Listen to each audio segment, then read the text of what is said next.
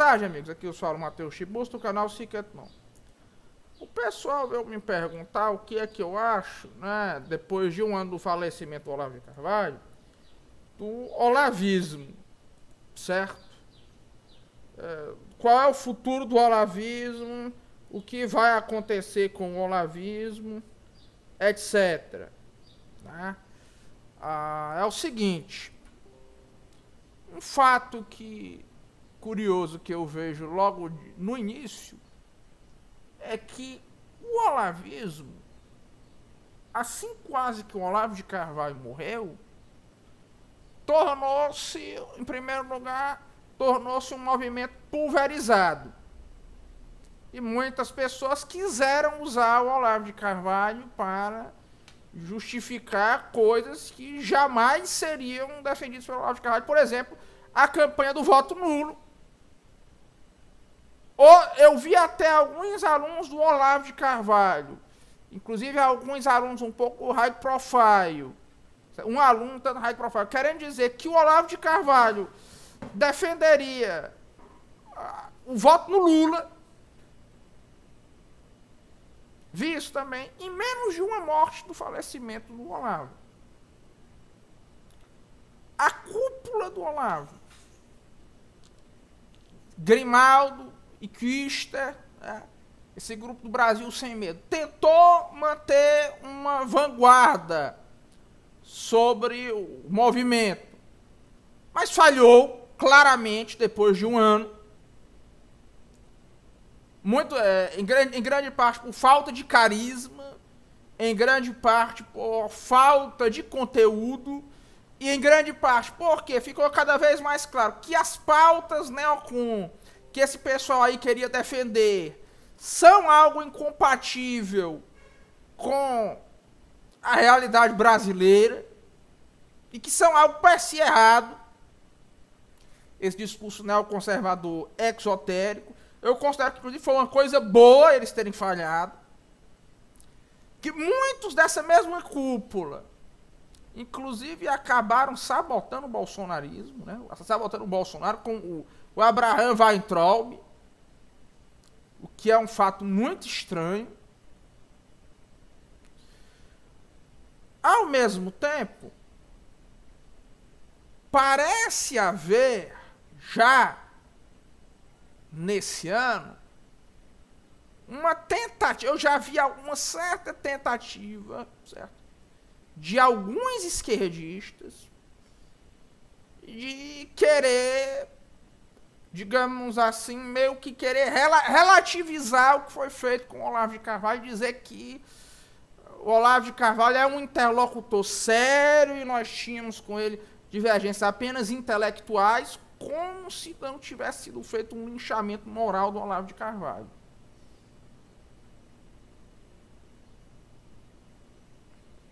Pela unidade de ação da esquerda.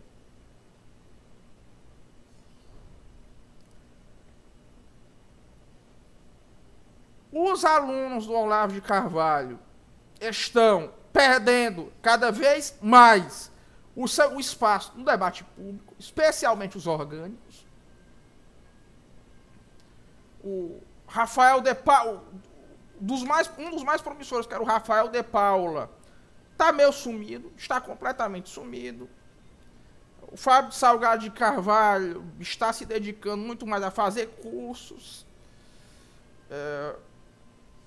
Ainda que ele esteja, sim, se notabilizando como um influencer, mas é uma notabilização reduzida. Você tem essa figura do David Pancera aí, que é um aluno do Olavo que é muito promissor.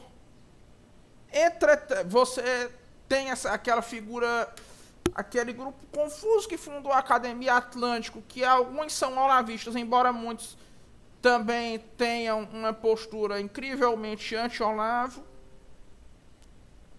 O Marcili, que era o líder desse pessoal, que é sem dúvida um olavista, chegou a defender a canonização do Olavo, está muito apagado do debate público, em grande parte, ao meu ver, pela censura. E o que eu vejo é o seguinte: infelizmente, o movimento olavista orgânico, infelizmente ou felizmente, eu não sei, é algo que vai ruir. A obra do Olavo continua sendo lançada, os vídeos dele continuam sendo vistos, não sei até quanto tempo. Eu acho que existe uma tendência de a esquerda querer fazer com o Olavo de Carvalho o que fez com o Paulo Francis, o que fez com o Carpo, o que fez com muitos outros, querer dizer que, não, nós destruímos esse cara aí, mas ele tem alguma coisa que dá para você encaixar com a esquerda, que saudade dele, não sei o quê, enquanto passando coisas ainda mais e mais disformes em relação ao que ele estudava. Eu não duvido que isso aconteça. Não duvido que isso aconteça de maneira alguma. De maneira alguma. Certo? Eu acho até que isso vai... A tendência é que isso aconteça. Você já tem a Globo fazendo homenagem ao Olavo no fim de ano. Aconteceu isso aí, a Globo... Olavo de Carvalho, escritor. Acho que vão acabar fazendo isso aí em alguma medida. Certo? Talvez menor que os outros nomes que eu já citei. Porque assim, o que foi feito com o Olavo foi um linchamento muito grande, né?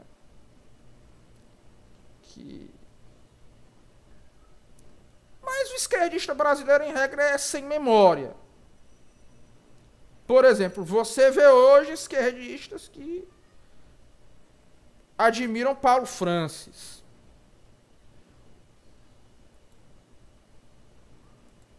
Aliás, a Globo também fez muito homenagem.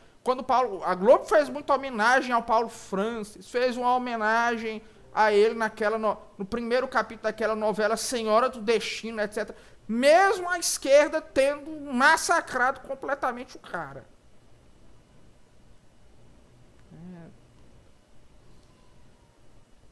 Existe uma mistura de falta de memória e cinismo que é muito terrível na esquerda brasileira.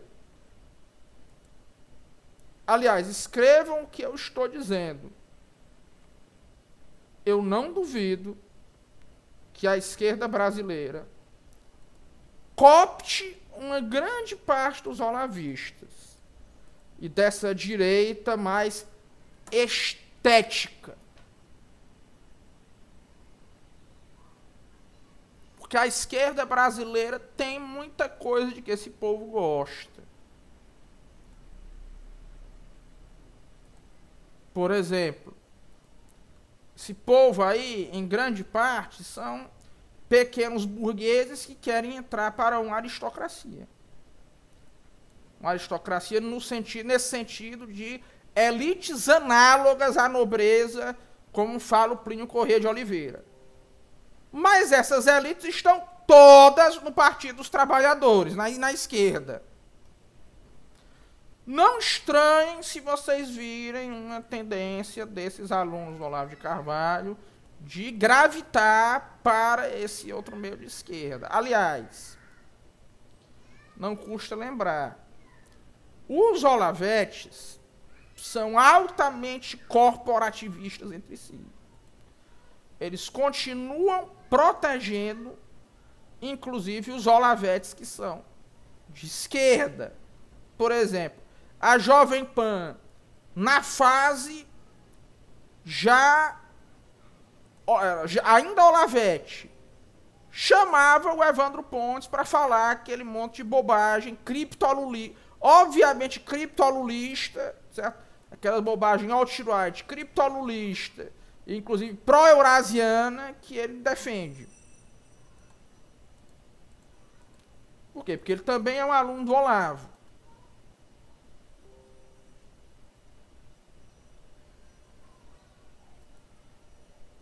Enfim,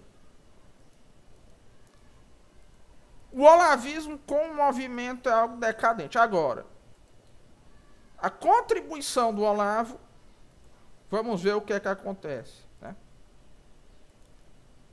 Vamos ver se as pessoas se esquecem dele, ou se um grupo residual, ou pessoas que simplesmente foram influenciadas por ele, como é o meu caso, conseguem aproveitar o que ele nos deixou em iniciativas louváveis.